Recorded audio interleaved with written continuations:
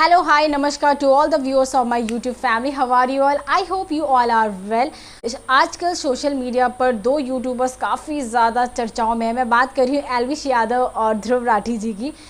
एल्विश यादव ने एक महीने पहले, लगभग पिछले महीने की बात है शायद से, तब उन्होंने 41 मिनट का एक वीडियो बनाया था और उस वीडियो में उन्होंने काफ़ी कुछ ध्रुव राठी के बारे में बोला था। उन्होंने जर्मन शेफर्ड की डॉग की भी बात कही है। थंबनेल में उन्होंने जर्मन शेफर्ड और ध्रुव राठी की पिक्चर लगाई हुई थी। तो काफ़ी जो उनके सपोर्टर्स हैं, ध्रुव राठी के सपोर्टर्स जो हैं, वो काफ़ी ज़्यादा नाराज़ हो गए थे। उन्होंने काफ़ी ज़्यादा ट्रोल किया एल्विश यादव को। उनको ये था कि आपने ध्रुव राठी के लिए ऐसे कैसे बोल दिया। वैसे जो ध्रुव राठी है वो हमेशा फैक्ट और पूरी डिटेल के साथ बातें लेकर आते हैं। तो मैं यही सोच रही थी यार कि एल्विश यादव ने इतना कुछ बोला है और ध्रुव राठी जी ने कोई रिप्लाई नहीं किया, तो क्यों नहीं किया है। तो कुछ ना कुछ वो पूरी डिटेल ला रहे थे। तो उनकी एक वीडियो आई है और उन्होंने काफ़ी एक्सपोज किया है एल्विश यादव को यहाँ पे।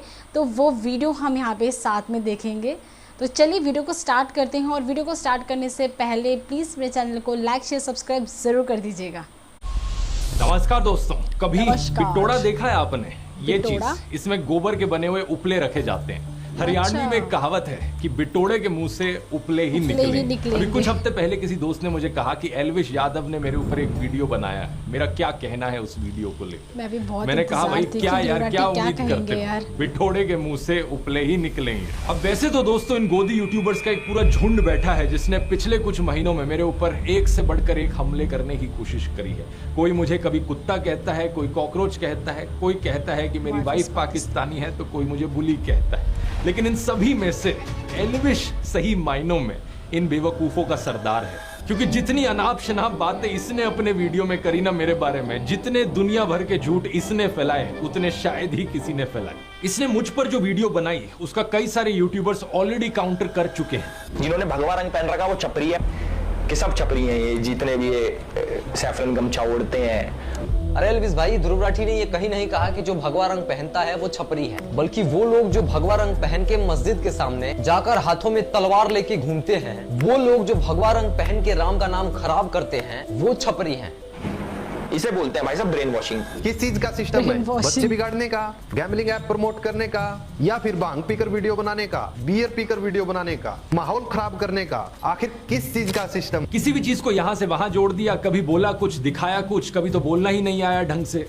हर्ष मंदार कह लो या फिर हर्ष मंदर कह लो, जो भी है। तो this is an interview of Harmandar Singh. Harmandar Singh Harsh Mandar नहीं है, इज अ डिफरेंट गाय। अब जस्ट बिकॉज उनके नाम सिमिलर हैं तो इसने उन्हीं का आर्टिकल दिखा दिया। मतलब हद होती है यार। अब इस बात का कोई प्रूफ अवेलेबल नहीं है कि हर्ष मंदर और ध्रुव राठी डायरेक्टली कनेक्टेड हैं, लेकिन एक स्पेकुलेशन के आधार पे और एक कॉन्स्पिरेसी थ्योरी के आधार पे इस बात को इतने कॉन्फिडेंस से बता दिया जाता है। जो व्यक्ति गाली देता था वो व्यक्ति ने इस वीडियो में गाली नहीं दी, खुद ही बोल रहा नहीं दे पाऊंगा। क्यों? क्योंकि इस व्यक्ति ने सुधारा है उसको। ये है पढ़े लिखे यूट्यूबर्स का फर्क। जब छपरियों का सरदार गाली देना बंद कर सकता है इस व्यक्ति के वीडियो की वजह से, तो फिर इसके जो गुलाम हैं वो क्यों नहीं गाली देना बंद करेंगे? इतनी बेइज्जती होने के बाद भी एल्विश का मन नहीं भरा। मुझसे कहने लगा कि काउंटर दो। कहाँ है काउंटर? कहाँ है काउंटर? काउंटर कहाँ है? काउंटर कहाँ है? जवाब कहाँ है? काएं करना बंद कर दे कौवे की तरह। ये रहा जवाब। बस एक चीज कहूंगा, विक्टिम कार्ड मत खेलियो इस वीडियो को देखने के बाद। रोना धोना नहीं चलेगा। पहले भी तू टीवी पर बहुत रोया। लोग मेरे को बोलते थे बीजेपी का दल्ला है। हमारे ध्रुव भाई को एंटी नेशनल्स में इतना इंटरेस्ट क्यों है? करने को कोई कुछ भी कर सकता है, पर इंसान कितना पागल होगा। बीजेपी की एक बड़ी पॉपुलर स्ट्रैटेजी है, आपने भी नोटिस किया होगा दोस्तों, कि जो भी इंसान बीजेपी की आलोचना करता है, ये बीजेपी वाले उसे एंटी नेशनल घोषित करते फिरते हैं। एल्विश ने भी यही किया कि ये इंसान एंटी नेशनल, वो एंटी नेशनल, फलाना एंटी नेशनल, ढिमकाना एंटी नेशनल। अब किसी तरीके से इन सभी लोगों के ध्रुव राठी से कनेक्शन जोड़ दो और इसे भी एंटी नेशनल घोषित कर दो। मैंने तो एंटी नेशनल घोषित कर दिया। आइए पॉइंट बाय पॉइंट देखते हैं कि इसने एग्जैक्टली क्या कहा था। इसने बात करी थी आदिल अमन नाम के एक आदमी की। साल 2020 के अंदर ध्रुव राठी ने एक फेसबुक ग्रुप बनाया जिसके अंदर वो एडमिन थे और इस ग्रुप के अंदर बहुत सारे लोग थे। उसके अंदर एक इंपॉर्टेंट चेहरा था जिसका नाम है आदिल अमन। पहली गलत इन्फो, साल 2020 में मैंने कोई ग्रुप नहीं बनाया। जिस ग्रुप की ये बात कर रहा है वो मैंने 2017 में बनाया था और 2020 तक तो मैंने उसे बंद कर दिया था। इस फेसबुक ग्रुप का नाम था ध्रुव राठी स्क्वाड। इसके साथ साथ मेरा एक फेसबुक पेज भी है सिर्फ ध्रुव राठी नाम से। इस ग्रुप को मैनेज करने के लिए मैंने कुछ एडमिन्स को चुना, उन लोगों में से जो मेरे फेसबुक पेज पर सबसे ज्यादा एक्टिव लोग थे। कौन ये लोग थे मैं नहीं जानता। मैंने सिर्फ इस बेसिस पर इन लोगों फेसबुक ग्रुप का एडमिन बनाया कि ये मेरे फेसबुक पेज पर सबसे ज्यादा लाइक और कमेंट करते थे। इनफैक्ट फेसबुक की खुद की ये सजेशन होती थी उस जमाने में। तो जो भी एडमिन्स थे मेरे फेसबुक ग्रुप के, उनमें से किसी से भी मैं आज तक पर्सनली कभी नहीं मिला। अब हुआ क्या कि इनमें से एक एडमिन आदिल अमन ने एक टाइम पर बड़े ही वायलेंट और एक्सट्रीमिस्ट टाइप के कमेंट्स किए, जिन्हें ऑब्वियसली मैं सपोर्ट नहीं करता। बाकी एडमिन्स ने वो कमेंट्स मुझे दिखाए और मैंने फिर इसे एडमिन की पोजीशन से हटा दिया। अब लॉजिकल सी बात है, मैं हमेशा नाथूराम गोडसे वाली ऐसी मानसिकता का विरोध करता हूँ, लेकिन बाद में मैंने रियलाइज किया कि अगर इस तरीके से चलता रहा, इस ग्रुप में कोई कुछ भी लिखेगा, ब्लेम वहां मेरे ऊपर आएगा बाद में। इसलिए साल 2020-21 के अराउंड मैंने इस पूरे फेसबुक ग्रुप को ही शट डाउन कर दिया। अब 4 सालों बाद हमारी कहानी में एंट्री होती है इस बेवकूफ की, जो इस घटना को लेकर एक स्कैंडल बनाने की कोशिश करता है। ये अपनी इमेजिनरी कहानियां बनाता है कि आदिल और मैं तो जिगरी दोस्त हैं। अगर ध्रुव भाई ये वीडियो देख रहे हैं तो भाई के चेहरे पे मुस्कुराहट आ गई होगी, क्योंकि पुराने साथी हैं, आम आदमी पार्टी में साथ में काम करते थे। जब प्रधानमंत्री मोदी सड़क छाप मवालियों को ट्विटर पर फॉलो करते हुए दिखते हैं, तब तो ये गोदी इन्फ्लुएंसर सारा लॉजिक लगा देते हैं कि इसमें हमारे प्रधानमंत्री जी की क्या गलती। उन्हें क्या पता था कि ये इंसान ऐसी अभद्र भाषा का इस्तेमाल कर सकता है। याद है निखिल नाम का एक ट्विटर यूजर, जिसने गर्व से कहा था कि प्रधानमंत्री मोदी उसे फॉलो करते हैं। इसने किस तरीके से एक महिला पत्रकार की मौत पर जश्न मनाया था, उनको गालियां दी थी। और प्लीज प्रधानमंत्री से रिक्वेस्ट कीजिए कि वो इस तरह के लोगों को फॉलो ना करें। कोई नहीं मिलता उनको हिंदुस्तान में तो मुझे फॉलो कर लें। लेकिन ये इकलौता ऐसा केस नहीं है। ये बीजेपी 2016 पेज, जिसने जर्नलिस्ट स्वाति चतुर्वेदी के खिलाफ बहुत ही भद्दी भाषा लिखी, इसे भी नरेंद्र मोदी फॉलो कर रहे थे। BJP 2014, Avnish Choubey, cool Aditya, Mahavir M जैसे कितने और ऐसे थ्रेटनिंग और अब्यूजिव हैंडल्स हैं जिन्हें प्रधानमंत्री फॉलो कर रहे थे। इतना ही नहीं, प्रधानमंत्री मोदी ने तो अंकित जैन, सुरेश नखवा, तेजिंदर बग्गा जैसे कुछ हिंसक गालीबाज ट्रोल्स को अपने ऑफिशियल रेजिडेंस पर पोस्ट भी किया था। क्या पहले चेक नहीं कर सकते थे कि ये कैसे लोग हैं? ऑनलाइन से अब ऑफलाइन पर आ जाए तो आसाराम बलात्कार के लिए कॉन्विक्ट हुआ। यहाँ नरेंद्र मोदी उसे माला पहनाते हुए और उसके पैर छूते हुए दिख रहे हैं। जीवन में जब कोई नहीं जानता था, उस समय से बापू के आशीर्वाद मुझे मिलते रहे हैं। इस ट्वीट और इस फेसबुक पोस्ट में प्रधानमंत्री मोदी गुरमीत राम रहीम की प्रशंसा करते हुए दिख रहे हैं। वही गुरमीत राम रहीम जिसे मर्डर और रेप जैसे केसेस में दोषी पाया गया है। इस फोटो में हरियाणा के पूर्व मुख्यमंत्री गुरमीत राम रहीम के साथ बैठे हुए दिख रहे हैं। 2017 के इस न्यूज आर्टिकल को देखिए। मध्य प्रदेश की एंटी टेररिस्ट स्क्वाड ने भोपाल, ग्वालियर, जबलपुर और सतना में 11 लोगों को गिरफ्तार किया। इन पर आरोप था कि ये पाकिस्तान की ISI के लिए जासूसी कर रहे थे। अब आज तक की ये हेडलाइन देखिए। ये जो गले में बीजेपी का पट्टा डाले हुए और टी-शर्ट पर मोदी लिखवाए हुए दिख रहा है, ये है ध्रुव सक्सेना। यहाँ इसकी फोटो देखिए मध्य प्रदेश के पूर्व मुख्यमंत्री शिवराज सिंह चौहान के साथ। कि भारतीय जनता पार्टी विश्व की पहली राजनीतिक पार्टी जिसके ऊपर एक ठप्पा लग चुका है कि यह एक ISI सर्टिफाइड पार्टी बन चुकी है। कम से कम 3 शख्स इन 11 में से सीधा तरीके से भारतीय जनता पार्टी के साथ जुड़े हुए। अलेजिड आतंकवादियों के बीजेपी से सिर्फ 1-2 ऐसे कनेक्शन नहीं है, ढेर सारे हैं। 2022 के इस न्यूज आर्टिकल को देखिए। जम्मू के रियासी में पकड़े गए आतंकियों में से एक तालिब हुसैन जम्मू एंड कश्मीर बीजेपी के माइनॉरिटी मोर्चा IT सेल का फॉर्मर चीफ निकला। बीजेपी ने कहा कि ये केवल 18 दिन तक बीजेपी का सदस्य रहा।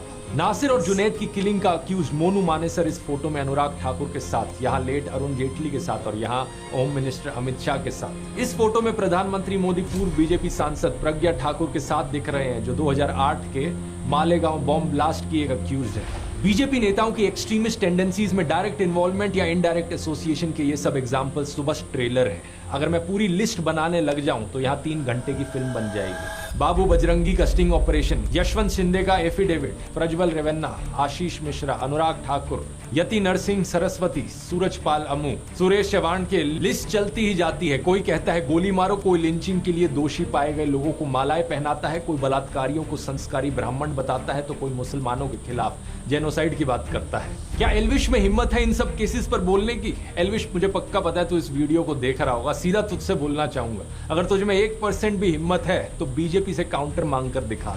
कहाँ है काउंटर, कहाँ है काउंटर? ये जो काएं करे जा रहा था ना मेरे साथ, बीजेपी के साथ करके दिखा। नहीं कर पाएगा, क्योंकि मुझे पता है तेरे जैसे सत्ता के चाटुकार पूरी जिंदगी ऐसी हिम्मत नहीं जुटा पाएंगे। मेरे खिलाफ बोलना आसान है, क्योंकि पता है सरकार पीछे से कुछ कहेगी नहीं और बड़े यूट्यूबर को टारगेट करके व्यूज मिलेंगे, कंट्रोवर्सी होगी, पब्लिसिटी मिलेगी। पता है तुझ जैसे गोदी यूट्यूबर्स की सबसे बड़ी प्रॉब्लम क्या है? तुझ जैसे लोगों को लगता है कि कंट्रोवर्सी क्रिएट करके व्यूज आएंगे और इसी तरीके से फॉलोअर्स बटोरे जा सकते हैं, इसी तरीके से यूट्यूब पर करियर बनाया जा सकता है। लेकिन तेरे जैसे एक और यूट्यूबर को मैंने पहले भी कहा था, कंट्रोवर्सी करके एक सस्टेनेबल यूट्यूब करियर बनाना पॉसिबल नहीं है।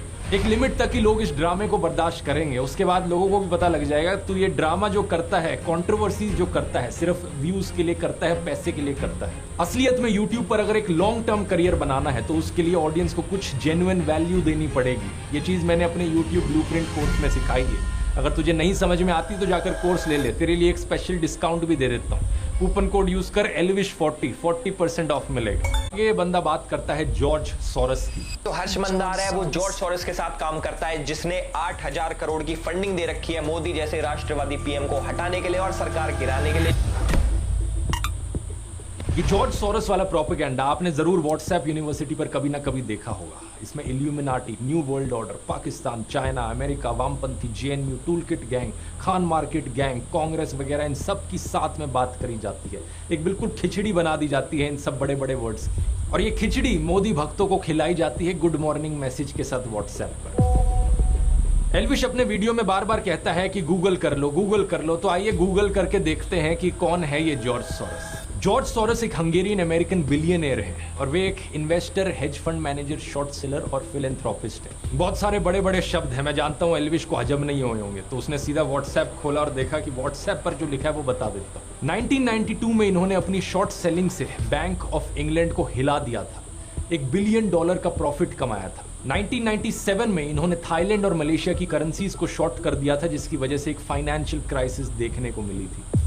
उसी साल इन्होंने दी अटलांटिक में एक आर्टिकल लिखा था जिसमें इन्होंने कहा कि वैसे तो मैंने फाइनेंशियल मार्केट्स में छप्पर फाड़ कमाई की है, लेकिन अब मुझे लगता है कि लेसे फेयर कैपिटलिज्म, यानी जहां कोई रेगुलेशंस ना हो, ऐसा कैपिटलिज्म एक खतरा है ओपन सोसाइटी के लिए। ओपन सोसाइटी का मतलब है एक ऐसी दुनिया जहां डेमोक्रेटिक गवर्नेंस हो, फ्रीडम ऑफ एक्सप्रेशन हो और इंडिविजुअल राइट्स के लिए रिस्पेक्ट की जाए। ऐसी सोसाइटी बनाने के लिए इन्होंने दुनिया के 100 देशों में अपनी ओपन सोसाइटी फाउंडेशन बनाई। इस ओपन सोसाइटी फाउंडेशन ने इंडिया में अपने कदम रखे साल 1999 में, जब अटल बिहारी वाजपेयी हमारे देश के प्रधानमंत्री थे। इनिशियली ये इंडियन इंस्टीट्यूशंस में स्टडी और रिसर्च के लिए स्टूडेंट्स को फेलोशिप्स और स्कॉलरशिप्स देते थे। ये सिर्फ साल 2014 में ही था कि इन्होंने अपना India specific grant making programme शुरू किया। इसके तहत इन्होंने अलग अलग सेक्टर्स में काम करने वाली लोकल ऑर्गेनाइजेशंस को सपोर्ट किया, जैसे कि साइको सोशल डिसेबिलिटीज वाले लोगों के लिए community living, public services, rights को स्ट्रेंथन करना, justice system reforms, medicine access. इनके सोशल इंपैक्ट इन्वेस्टमेंट्स ने 2 वेंचर्स को फंड किया है, नियो ग्रोथ और कैपिटल फ्लो।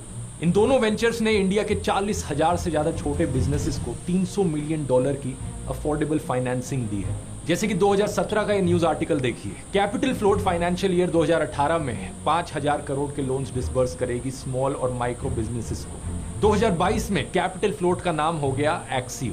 थोड़ा और गूगल करोगे तो पता चलेगा कि इस कंपनी के फाउंडर्स कौन है, गौरव हिंदुजा और शशांक ऋष्यश्रिंग, जिन्होंने स्टैनफोर्ड यूनिवर्सिटी से अपनी MBA की है। और गौरव हिंदुजा के बारे में अगर आप गूगल करोगे तो इनका ट्विटर अकाउंट सामने आएगा, जिसमें इनके वेरीफाइड फॉलोअर्स में आप देख सकते हो बीजेपी के नेता कपिल मिश्रा। फिर शशांक का नाम गूगल करो, शशांक की शादी के बारे में ये न्यूज आर्टिकल सामने आएगा। देखिए यहाँ कौन गेस्ट आए थे इस शादी को अटेंड करने। मुकेश अंबानी की मदर कोकिलाबेन अंबानी, बीजेपी नेता लाल कृष्ण आडवाणी और बीजेपी नेता देवेंद्र फडणवीस।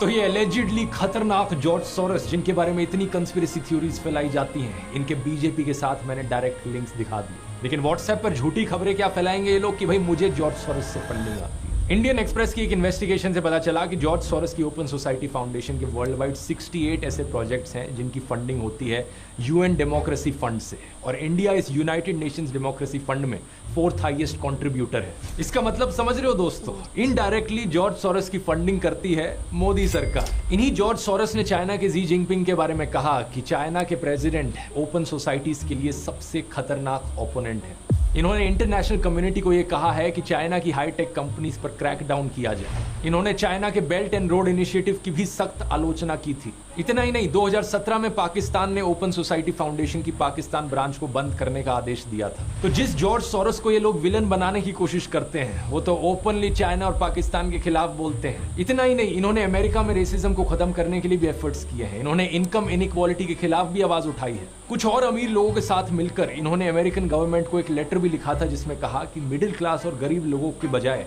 अमीरों से टैक्स वसूला जाए। इन्होंने कहा कि हमारे जैसे अमीर लोग जिनके पास $50 मिलियन से भी ज्यादा पैसा है, इनके ऊपर 2 से 3% का वेल्थ टैक्स लगाया जाना चाहिए। तो ओवरऑल आप देख सकते हैं कि जॉर्ज सोरोस चाइना के ओपनली खिलाफ बोलते हैं, पाकिस्तान को इनसे तकलीफ है, अमेरिका में रेसिज्म और इनकम इनइक्वालिटी का ये विरोध करते हैं, अनरेगुलेटेड कैपिटलिज्म के खतरों पर ये बात करते हैं, इंडिया में स्टूडेंट्स को फेलोशिप दी है इन्होंने, फार्मर्स को पैसा दिया है इनकी ऑर्गेनाइजेशन ने, 40,000 से ज्यादा स्मॉल बिजनेसेस को इजी लोन्स प्रोवाइड करवाए हैं, फ्रेशवर्क्स जैसी इंडिया की कई स्टार्टअप्स में इनकी इन्वेस्टमेंट है, और इंडियन गवर्नमेंट यूनाइटेड नेशंस के डेमोक्रेटिक फंड में डोनेट करती है, जहां से इनके वर्ल्ड वाइड प्रोजेक्ट्स को पैसा मिलता है। यहां तक सुनने में तो सब ठीक ही लग रहा है, तो फिर प्रॉब्लम क्या है? प्रॉब्लम यह है कि इन्होंने इंडिया में डेमोक्रेसी के इरोजन पर कंसर्न जताया। प्रॉब्लम यह है कि इन्होंने नरेंद्र मोदी के खिलाफ भी बोला। प्रधानमंत्री मोदी और गौतम अडानी के एलिजिड नाजायज संबंधों के बारे में इन्होंने बात की। इन्होंने कहा कि नरेंद्र मोदी को अडानी क्राइसिस पर सवालों के जवाब देने होंगे ताकि फॉरेन इन्वेस्टर्स का विश्वास ना डगमगा। Modi and business tycoon Adani are close allies. Modi is silent on the subject, but he will have to answer questions from foreign investors and in parliament. और आप तो जानते ही हो कि गोदी इकोसिस्टम के हिसाब से मोदी भारत है और भारत मोदी है इन लोगों के लिए। इसलिए कोई भी प्रधानमंत्री मोदी की आलोचना करे, इन लोगों का गैंग उसे भारत विरोधी डिक्लेयर कर देता है, फिर चाहे वो रियाना हो, भारत के किसान हो या फिर जॉर्ज सोरोस हो। अब ये सारा तो व्हाट्सएप और गोदी मीडिया पर घूम रहा प्रोपेगेंडा है, लेकिन एल्विश की बेवकूफी तो इससे भी ज्यादा कमाल की है। एल्विश कहता है कि जॉर्ज सोरोस को राहुल गांधी की आंटी जानती है, इसलिए वो आंटी हमारे देश के लिए खतरा है। जो हमारे जॉर्ज सोरोस हैं वो हमारे राहुल गांधी जी की आंटी फौरी नेहरू के बहुत ही करीबी दोस्त हैं।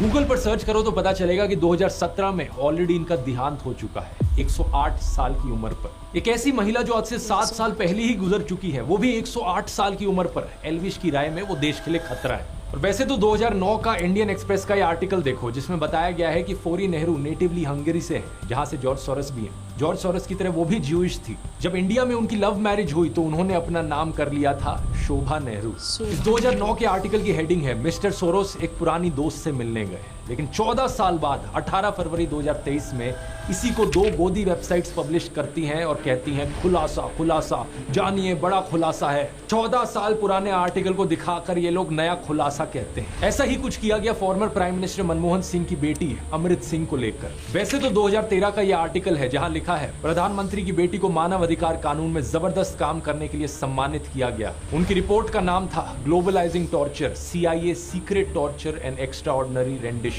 यहाँ उन्होंने 136 लोगों के बारे में बताया जिन्हें टेरर सस्पेक्ट्स बनाकर 54 देशों की जेलों में डिटेन किया गया, टॉर्चर किया गया। और यहाँ पर यह भी बताया गया है कि वो ओपन सोसाइटी जस्टिस इनिशिएटिव के साथ काम कर रही हैं, जिन्होंने इस रिपोर्ट को पब्लिश भी किया है। लेकिन इसके 7 साल बाद गोदी मीडिया वेबसाइट इसे भी छापकर कहती है ये देखो नया खुलासा खुलासा खुलासा। लेकिन लेटेस्ट इंफॉर्मेशन अगर पता करने की कोशिश करी होती तो अब ये ओपन सोसाइटी फाउंडेशन में काम कर भी नहीं रही है। अब ये स्टैनफोर्ड यूनिवर्सिटी में लॉ की प्रोफेसर है। इसके बाद एल्विश बात करता है हर्ष मंदर की। हर्ष मंदार कह लो या फिर हर्ष मंदर कह लो, जो भी है, जो भी कह लो। नहीं, पहली बात तो जो भी नहीं होता है, हर्ष मंदर है उनका नाम। कल को तेरे नाम को भी ऐसे करके कोई बोले कि एल्विश कह लो या एल्विश कह लो, जो भी है, ऐसे नहीं होता।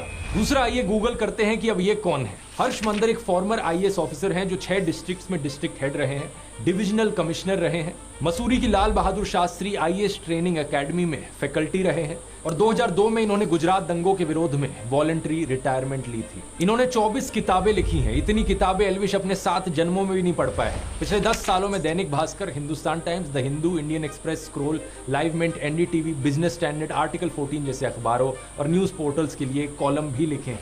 श्याम बेनेगल की फिल्म समर इनकी लिखी हुई 2 कहानियों पर बेस्ड है। इन्होंने बहुत से कॉलेज यूनिवर्सिटीज में लेक्चर लिए हैं, जैसे कि IIM Ahmedabad, NALSA university of law, MIT, Boston, university of California, institute of development studies. 2010 से 2012 तक ये UPA सरकार द्वारा बनाए गए नेशनल एडवाइजरी काउंसिल के मेंबर थे। कई इंपॉर्टेंट बिल्स ड्राफ्ट करने में इनका योगदान रहा है, जैसे कि right to information, right to education, food security bill, child labour abolition. इन्होंने लिंचिंग्स के विरोध में कारवाए मोहब्बत कैंपेन चलाया और इन्हें इनके काम के लिए बहुत सारे अवार्ड्स मिले हैं, जैसे कि MA Thomas National Human Rights Award 2002, Christie Harmony Award 2012 या क्वेड मिलेट अवार्ड 2020। लेकिन इस अनपढ़ बेवकूफ एल्विश के अनुसार ये भी एंटी नेशनल है। आप पूछोगे क्यों? क्योंकि इन्होंने जॉर्ज सोरोस की ओपन सोसाइटी फाउंडेशन के साथ काम किया है। वही हर्ष मंदार जो कि जॉर्ज सोरोस के लिए काम करता है। मतलब बिना सर पैर के जो मन में बकवास आए बोल डालो। अब सबसे इंटरेस्टिंग बात है कि इन सबसे मेरा क्या रिलेशन है। आज तक असलियत में दोस्तों मैं हर्ष मंदर से कभी मिला नहीं, ना मेरी उनसे आज तक कभी बात हुई। इनका नाम मैंने पहली बार एल्विश की वीडियो से ही सुना और जो भी ये इन्फॉर्मेशन मैंने आपको निकाल कर दी इसका वीडियो देखने के बाद गूगल करके रिसर्च करके आपको दिखाई। लेकिन एल्विश ने जो लिंक बताया हर्ष मंदर का मेरे साथ, आप भी सुनकर चौंक जाएंगे कि कोई इस लेवल का बेवकूफ कैसे हो सकता है। एल्विश ने कहा कि मैंने सीए और मणिपुर पर जो वीडियो बनाया वो मैंने हर्ष मंदर के ट्वीट देखकर बनाया। 4 अगस्त 2023 को हर्ष मंदार ट्वीट करते हैं मणिपुर दंगों के ऊपर और ठीक 2 दिन बाद हमारे ध्रुव भाई की वीडियो आ जाती है।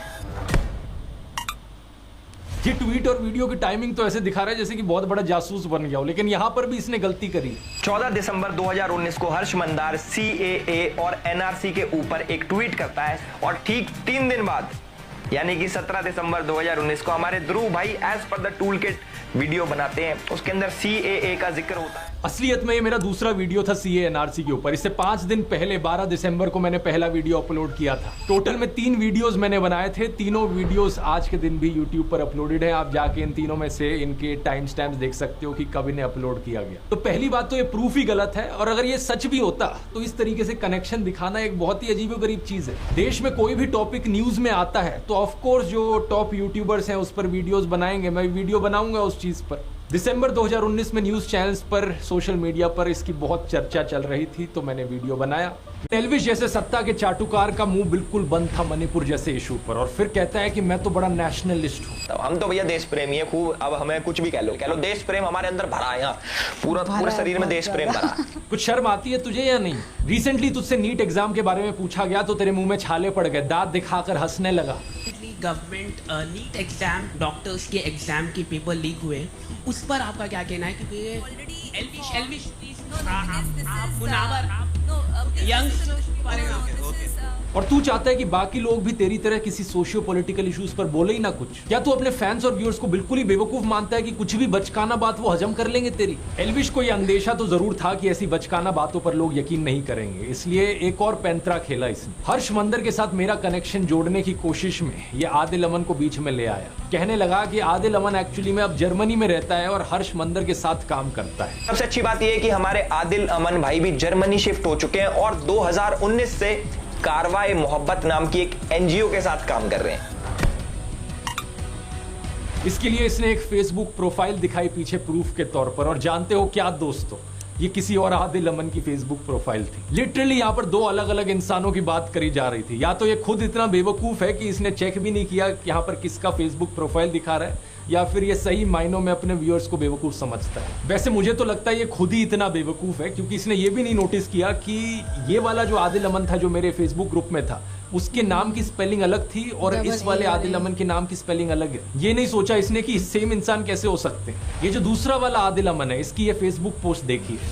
1 जून 2024 की शाम को मुझे दोस्तों ने बताया कि मेरा नाम एक फेसबुक प्रोफाइल एल्विश यादव नाम के यूट्यूबर द्वारा मिसयूज किया जा रहा है। एल्विश जो अभी जमानत से बाहर है उसके यूट्यूब पर 15 मिलियन सब्सक्राइबर्स है और इंस्टाग्राम पर 16 मिलियन फॉलोअर्स। मैं एक रिसर्चर हूं और यूनिवर्सिटी ऑफ ग्योटिंगन में मास्टर्स कर रहा हूं। मेरा किसी भी राजनीतिक पार्टी या उनके स्टूडेंट विंग से कोई भी एफिलिएशन नहीं है, जैसा कि एल्विश ने अपने वीडियो में दावा किया। वीडियो से ही ये क्लियर है कि एल्विश ने जिस कमेंट की बात की है वो मैंने नहीं किया, और मेरी फेसबुक प्रोफाइल का इस्तेमाल किया गया मेरे फॉर्मर एम्प्लॉयर हर्ष मंदर और ध्रुव राठी के बीच लिंक दिखाने के लिए। इस जानबूझकर की गई डिफेमेशन, मिस रिप्रेजेंटेशन की वजह से एल्विश के फॉलोअर्स ने गालियों वाले मैसेजेस मेरे फेसबुक इनबॉक्स में भर दिए हैं। मुझे और मेरे परिवार को चोट पहुंचाने की धमकियां दी हैं। ट्विटर पर भी मैंने देखा कि इस मिस इन्फॉर्मेशन की वजह से मेरी गिरफ्तारी की डिमांड करने लगे हैं लोग। अबे बेवकूफ एल्विश, तेरी वजह से कोई निर्दोष आदमी को वहां गालियां मिल रही हैं। शर्म आती है कि नहीं तुझे? आगे देखिए क्या लिखा है। मेरे वकील ने 3 जून को एल्विश यादव को एक लीगल नोटिस भेजा, ये बताते हुए कि जो कमेंट उसने मुझे एट्रीब्यूट किए हैं वो कमेंट मैंने किए ही नहीं और ना ही मैंने किसी प्रोटेस्ट को ऑर्गेनाइज किया है। हमने उसे 3 दिन दिए थे वीडियो हटाने के लिए और एक क्लैरिफिकेशन इशू करने के लिए। 3 दिन बीत चुके हैं और अब मैं एल्विश यादव के खिलाफ एक लीगल केस करूंगा, मेरी रेपुटेशन को नुकसान पहुंचाने के लिए और मेरे परिवार की सेफ्टी को थ्रेटन करने के लिए। इसलिए मैंने वीडियो के शुरू में ही कहा था, रोना मत एल्विश, जो तू बकवास करता है उसका एक्चुअली में किसी की लाइफ पर असर पड़ता है। ऑलरेडी तेरे ऊपर इतने सारे कोर्ट केसेस चल रहे हैं, जमानत पर तू बाहर है और फिर वीडियो में ऐसी आकर बकवास करता है कि और तेरे ऊपर कोर्ट केसेस आ जाए। एल्विश ने अपने वीडियो में कहा कि कोई भी आर्टिकल फार्टिकल दिखाकर किसी को भी कुछ भी साबित किया जा सकता है। मान लो कैमरामैन है, मुझे इसको गलत साबित करना है, मैं भाई कर दूंगा कैसे न कैसे करके आर्टिकल फार्टिकल दिखा के। यही चीज एग्जैक्टली एल्विश ने अपने वीडियो में करी। मैं पूछना चाहूंगा जरा अपनी ऑडियंस को बता दे, ये सब जो तूने किया सिर्फ व्यूज और पैसे के लिए किया या फिर ऊपर से कोई पे भी कर रहा था तुझे? हर्ष मंदर की बात करते हुए इसने एक आर्टिकल दिखाया, एक लाइन को अंडरलाइन कर दिया कि मेरे माता पिता तांजानिया में ब्रिटिश पुलिस के लिए काम करते थे। अब इस आर्टिकल को देखो, यहाँ तो मंदर की बजाय सिंह लिखा है।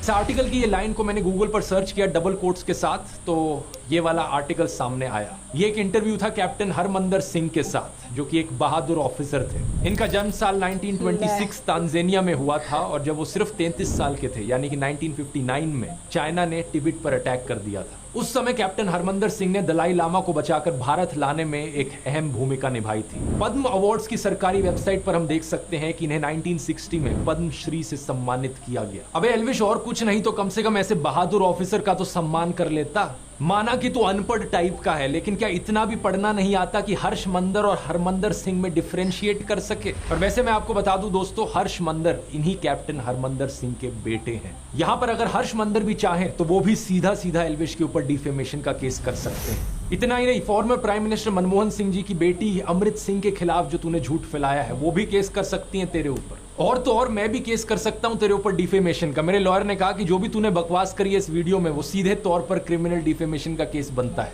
अगर ये सारे और केसेस कल को तेरे ऊपर हो गए तो फिर विक्टिम कार्ड मत खेलियो। मैंने पहले ही वार्न किया था इस वीडियो में। जितने फालतू के फर्जी लिंक्स एल्विश ने मेरे बनाने की कोशिश करी और लोगों के साथ, उससे सीधा कनेक्शन मैं इसका बना सकता हूँ। एल्विश ने अपने एक वीडियो में अखिलेश यादव को सपोर्ट दिखाया था। वैसे हम तो भाई अखिलेश के सपोर्टर है भाई, यादव बिरादरी जिंदाबाद कर रखी है हमने पूरे यूपी में, तो भाई बताओ कि क्यों ना करें हम अखिलेश को सपोर्ट। अखिलेश यादव के अलायंस पार्टनर कौन है? राहुल गांधी। तो अगर ये राहुल गांधी को देशद्रोही ठहरा रहा था वहां पर अपने वीडियो में, तो ये खुद भी देशद्रोही हुआ। और दूसरी तरफ बीजेपी से भी तेरे इतने ही लिंक्स हैं, इतने सारे पॉलिटिशियंस के साथ जाकर तूने फोटो खिंचाई है, शो ऑफ किया है, अपना सपोर्ट जताने की कोशिश करी है। तो चाहे इस तरफ से हो चाहे उस तरफ से, तेरे भी फालतू के कैसे कनेक्शंस बनाए जा सकते हैं और तुझे भी एंटी नेशनल घोषित किया जा सकता है।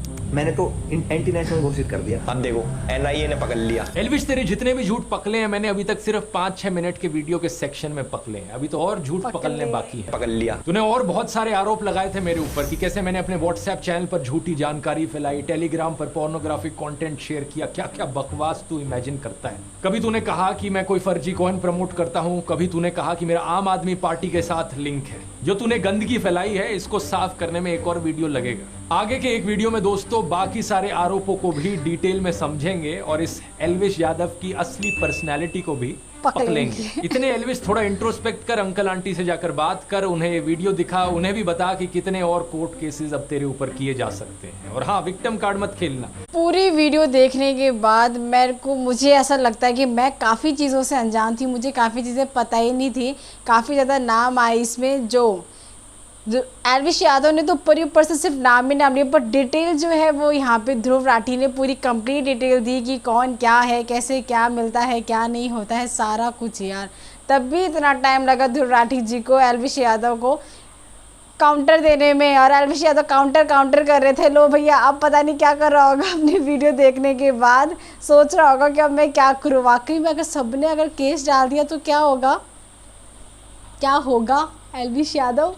खैर, हम क्या बोल सकते हैं। अब कहीं एल्विश यादव तैयारी में ना हो कि अब मुझे ध्रुव राठी को जवाब देना है, पता नहीं, हो भी सकता है, दे भी सकते हैं।